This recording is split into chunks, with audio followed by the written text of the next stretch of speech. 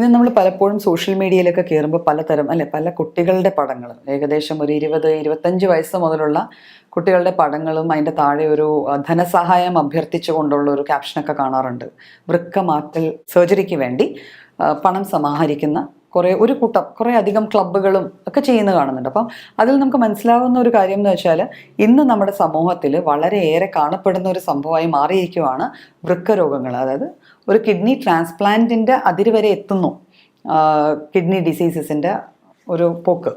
അപ്പം നമുക്കറിയാമല്ലോ നമ്മളുടെ ശരീരത്തിൽ 2 വൃക്കകളുണ്ട്. ഇവ നമ്മുടെ ശരിക്കും പറഞ്ഞാൽ നമ്മുടെ നട്ടലിൻ്റെ 2 ഭാഗത്തായിട്ട് ബാക്കിൽ വയറിൽ തന്നെ, പക്ഷേ ബാക്ക് പോർഷനിലാണ് പ്ലേസ്ഡ് ആയിട്ടിരിക്കുന്നത്.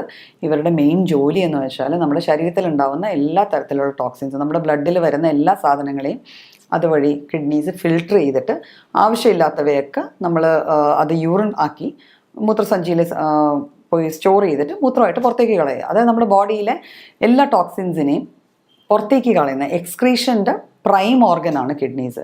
ഇതുകൂടാതെ കിഡ്നീസിന് വേറെ ഫങ്ഷൻസും ഉണ്ട്. അതായത് കിഡ്നീസിൽ കുറച്ച് ഹോർമോണുകൾ ഉണ്ടാവാറുണ്ട്, ബ്ലഡ് ഉണ്ടാവാനായിട്ടുള്ള അതിന് മുമ്പായിട്ടുള്ള ചില കെമിക്കൽസ് പോലത്തെ സംഭവങ്ങൾ നമ്മുടെ ശരീരത്തിലേക്ക് വേണ്ട ബ്ലഡ് ഉണ്ടാവാൻ വേണ്ട ചില കെമിക്കൽസ് റിലീസ് ചെയ്യണതും കിഡ്നിയാണ്. പിന്നെ ചില വൈറ്റമിൻസ് സിന്തസൈസ് ചെയ്യാൻ ഹെൽപ്പ് ചെയ്യണതും കിഡ്നീസാണ്.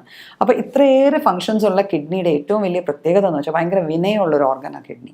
അതായത് ഇത്രയൊക്കെ ജോലികൾ ചെയ്യുന്നുണ്ടെങ്കിലും അതിന് എത്ര ദോഷമോ അല്ലെങ്കിൽ എത്ര നാശം വന്നു കഴിഞ്ഞാലും അത് മിണ്ടാതിരിക്കും. അതുകൊണ്ടാണല്ലോ ഒരു വൃക്ക ഇല്ലാണ്ടായാൽ പോലും ഒരു വ്യക്തിക്ക് ജീവിക്കാൻ പറ്റുന്നത്. അപ്പം നിയർലി 50% ലോസ് ആയാൽ പോലും ബാക്കിയുള്ള വൃക്ക നമ്മുടെ ബോഡിയുടെ കാര്യങ്ങൾ മര്യാദക്ക് ചെയ്തു കൊടുക്കും. ഇത് തന്നെയാണ് ശരിക്കും അതിൻ്റെ വിനയമൊക്കെ ഓക്കെ, പക്ഷേ ഇത് തന്നെയാണ് ഒരു വലിയ കാരണം കിഡ്നി രോഗങ്ങൾ നമ്മുടെ സമൂഹത്തിൽ കൂടുതൽ കാണാൻ കാര്യം. എന്ന് വെച്ചാൽ കിഡ്നി രോഗം വന്നു എന്നുള്ളത് നമ്മൾ റിയലൈസ് ചെയ്ത് വരുമ്പോഴത്തേക്ക് അത്യാവശ്യം കുറേയേറെ ഡാമേജ് ഉണ്ടായി കാണും, കിഡ്നി കുറേയേറെ വഷളായി കാണും, ആ അവസ്ഥ വളരെയേറെ വഷളായി കാണും. ഇപ്പം എന്തൊക്കെയാണ് ഇതിൻ്റെ ആദ്യ ലക്ഷണങ്ങളെന്ന് നമുക്ക് നോക്കാം.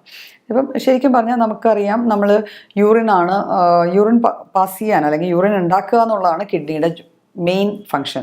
അപ്പം നമ്മുടെ യൂറിൻ പാസ് ചെയ്യണം അല്ലെങ്കിൽ നമ്മൾ മൂത്രം ഒഴിക്കുന്ന ശീലത്തിൽ വരുന്ന മാറ്റങ്ങൾ, അതായത് ഒന്നെങ്കിൽ ഫ്രീക്വൻ്റ് ആയിട്ട് അടുപ്പിച്ചടുപ്പിച്ച് മൂത്രം പോവുക, അല്ലെങ്കിൽ മൂത്രം പോകാതെ ഇരിക്കുക, മൂത്രം ഹോൾഡ് ചെയ്തിരിക്കുക, മൂത്രം പോകാൻ ബുദ്ധിമുട്ട് പ്രയാസം നേരിടുക, അല്ലെങ്കിൽ ഇപ്പോൾ മൂത്രം തുള്ളിയായിട്ട് പോവുക, പൂർണ്ണമായിട്ടും പോയി തീരാണ്ടിരിക്കുക.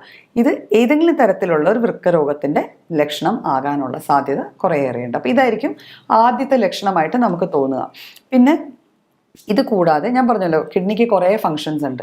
അപ്പോൾ ഇതിൽ ബാക്കിയുള്ള ഫങ്ഷൻസും കൂടെ മീറ്റ് ആകുന്നില്ലെങ്കിൽ നമുക്ക് വല്ലാത്ത ക്ഷീണം തോന്നുക, ശരീരത്തിൽ ഒരു തരത്തിൽ ചെറിയ ചൊറിച്ചിലുകൾ, അതായത് ഞാൻ പറഞ്ഞല്ലോ ചില വൈറ്റമിൻസിനെ സിന്തസൈസ് ചെയ്യാൻ കിഡ്നിയുടെ ആവശ്യമുണ്ട്. അപ്പോൾ അത് പ്രോപ്പറായിട്ട് നടക്കുന്നില്ല. പിന്നെ നമ്മുടെ ബോഡിയിലെ ടോക്സിൻസ് ബോഡിയിൽ നിന്ന് പ്രോപ്പറായിട്ട് പോകുന്നില്ല, എക്സ്ക്രീഷൻ പ്രോപ്പറായിട്ട് നടക്കുന്നില്ല, ഈ ഒരു ശുദ്ധീകരണം പ്രോപ്പറായിട്ട് നടക്കാണ്ടാവുമ്പോഴത്തേക്കും ശരീരത്തിൽ പലയിടങ്ങളിലും ചെറിയ ചൊറിച്ചിലുകൾ വരാം. അതുകൂടാതെ പിന്നെ ഒരു പ്രൈമായിട്ട് നമ്മൾ കാണുന്നതാണ് കൈക്കും കാൽപ്പത്തിക്കും കൈക്കും മുഖത്തും ഒക്കെ നീര് കാണുക. പഫിനെസ് എന്ന് പറയും.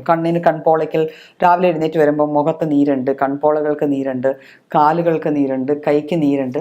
അപ്പം ഇതും കിഡ്നി രോഗത്തിൻ്റെ വൃക്കകൾക്ക് ഉണ്ടാകാവുന്ന ഒരു രോഗത്തിൻ്റെ ആദ്യ ലക്ഷണങ്ങളിൽ കൂടെ. അപ്പോൾ പലപ്പോഴും നമ്മൾ ഓർക്കുന്നതോ ഇന്നലെ രാത്രി ലേറ്റായിട്ട് കിടന്നതാണ് അല്ലെങ്കിൽ ഇന്നത് സംഭവിച്ചതാണ്. പക്ഷേ ഇത് നിത്യം ഇങ്ങനെ കാണുവാണെങ്കിൽ സ്വാഭാവികമായിട്ട് അത് മെയിനായിട്ട് കൺസിഡർ ചെയ്യേണ്ട ഒരു സിംറ്റം തന്നെയാണ്. ഇത് കൂടാതെ ചിലർക്ക് നടുവിനൊരു വേദന വരും. കിഡ്നി പ്ലേസ് ചെയ്തിരിക്കുന്ന സ്ഥലം അതാണല്ലോ.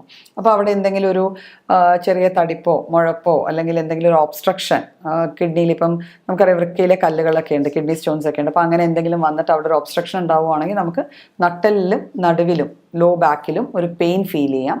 പിന്നെ ദഹനേന്ദ്രിയങ്ങളിൽ അതിൻ്റെ ഭാഗമായിട്ട് ദഹിക്കാതിരിക്കുക, ഭക്ഷണം പ്രോപ്പറായിട്ട് ദഹിക്കാതിരിക്കുമ്പോൾ നമുക്ക് ഭക്ഷണം കഴിക്കാൻ തോന്നാണ്ട് വരിക, ശരിക്കും നന്നായിട്ട് ഫുഡ് കഴിക്കണമെന്ന് തോന്നില്ല, വെള്ളം കുടിക്കണമെന്ന് തോന്നുന്നില്ല, വല്ലാത്ത ക്ഷീണം.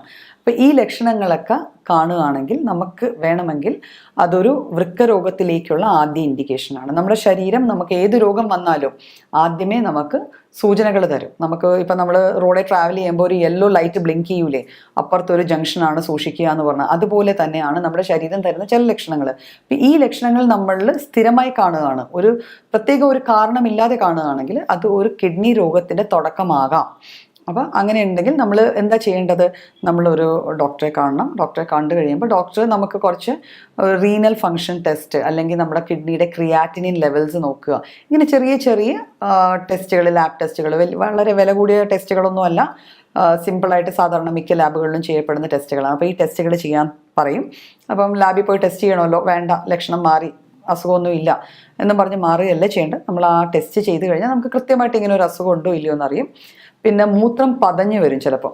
പലപ്പോഴും ആൾക്കാർ പറയാറുണ്ട് മൂത്രം ഒഴിക്കുമ്പം ഫ്ലഷ് ചെയ്യണതിന് മുമ്പ് പതഞ്ഞിരിക്കും ക്ലോസ്ലെറ്റിൽ.